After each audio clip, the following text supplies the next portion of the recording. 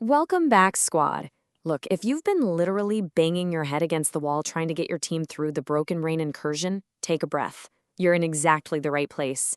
I'm going to be your tactical commander today, and we're breaking down every single phase, every boss, and exactly what builds you need for a clean, zero-stress clear. But hey, before we even hit the staging area, I've just got to say, wow, we just hit 280 subscribers.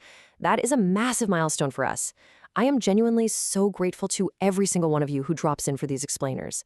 If you're picking up some good tactical intel here and haven't officially joined the squad yet, definitely hit that like button and subscribe so you never miss a briefing. All right, let's get into it. Okay, here's our flight plan for today. We're covering team comms and builds, phases 1 and 2 with Leester and the escort, phases 3 and 4 covering the shield boss and the turbine room, the final phase marathon, and of course, wrapping up with exotics and hidden collectibles. Starting off with section 1, comps and critical builds. Look, preparation in the staging area is literally everything. If you bring the wrong gear, it's just a fast pass straight back to the respawn screen. Our golden baseline here is 3 DPS and 1 healer. But the actual flavor of those DPS builds, absolutely crucial. Your primary DPS needs to be pushing around 57% critical hit chance with crazy high crit damage. Throw the Frenzy talent on there, and you've got massive burst potential. Now, for your utility DPS. Utility 1 has to run Negotiator's Dilemma. I'll explain exactly why during the third boss, but trust me on this, it's a total game changer. Utility 2, Ongoing Directive. You want those bleed bullets and that sweet, sweet ammo economy for the whole team.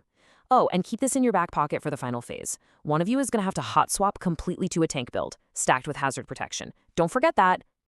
Moving right into section 2, phases 1 and 2, Leester and the Warhound escort.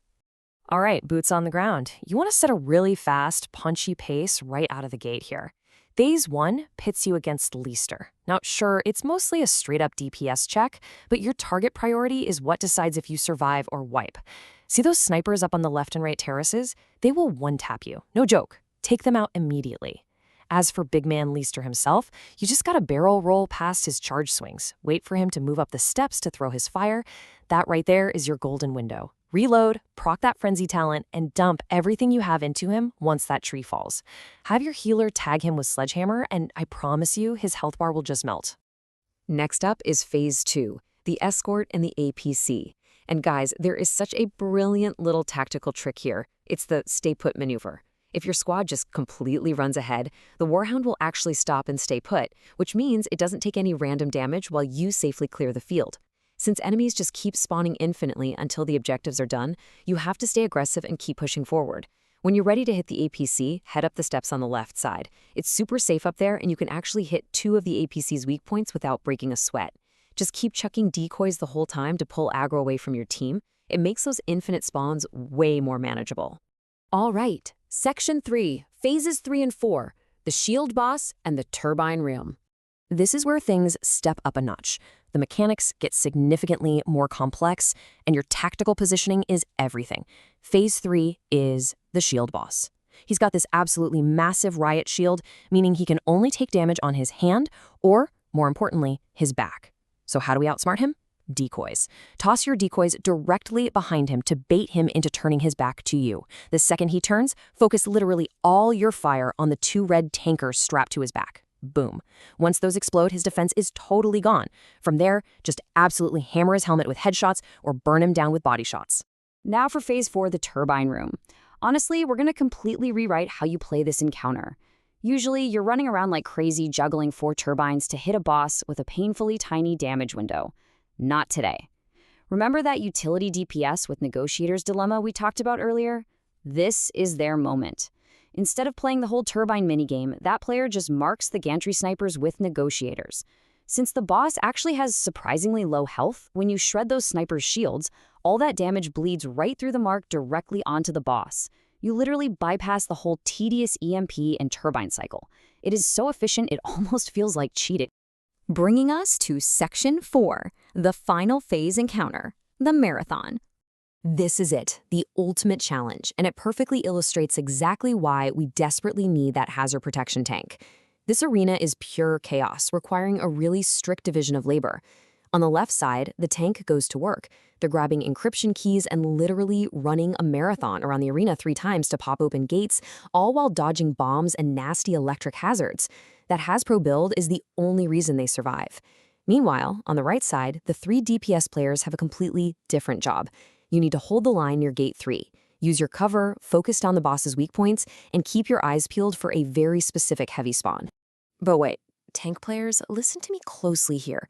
You need to keep your eyes absolutely glued to the water pressure gauge.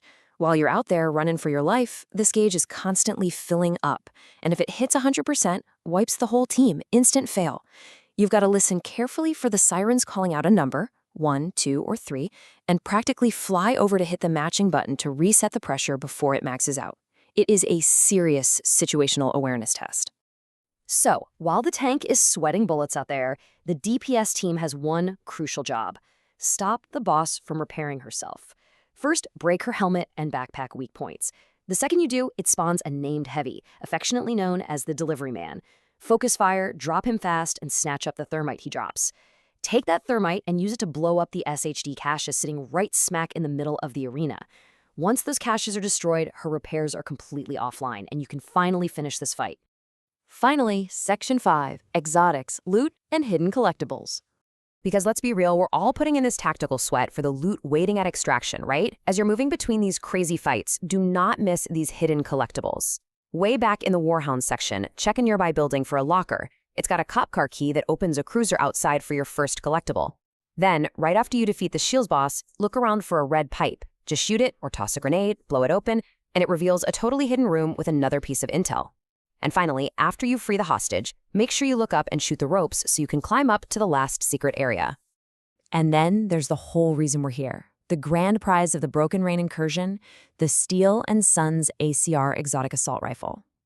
This highly coveted weapon technically has a tiny chance to drop from any boss during the run, but realistically, you really want to clear the full mission, because popping open that weekly chest at the very end is statistically your absolute best shot at securing this exotic. Look, if you dial in these team comps, respect those sniper priorities, and nail that super satisfying turbine skip, that exotic is 100% within your squad's reach. So I gotta ask, when that water pressure hits 99%, sirens are blaring, and your squad is screaming for a clear, what build are you trusting?